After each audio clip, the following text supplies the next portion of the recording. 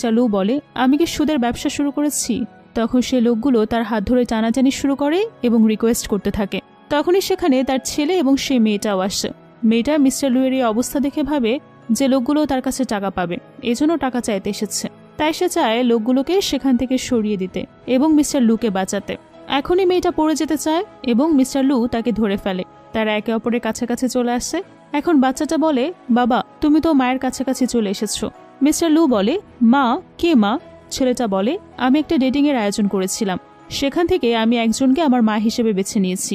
মেয়েটি তখন মিস্টার লু এর কাছে নিজের পরিচয় দেয়। তখন সে বলে যে তার নাম সুবায়ো এবং আরও বলে মিস্টার লু চাইলে আজকেই তাদের বিয়ে হবে। মিস্টার লু ভাবে আমাদের পরিবারের এমন খারাপ কন্ডিশন শুনেও এই মেয়েটা কেন বিয়ে করতে চাচ্ছে। তখন মিস্টার লু এর কাছে সে লোকটা টাকা চায়। বায়ো তার কাছে জানতে চায় যে মিস্টার লু আপনার কাছ থেকে কত টাকা ধার নিয়েছে। লোকটি বলে 10 মিলিয়ন। তখনই বায়ো তার অ্যাকাউন্টে $10 মিলিয়ন পাঠিয়ে দেয়। লোকটি এটা দেখে 10,000 না, বলে 10 বিলিয়ন লাগবে।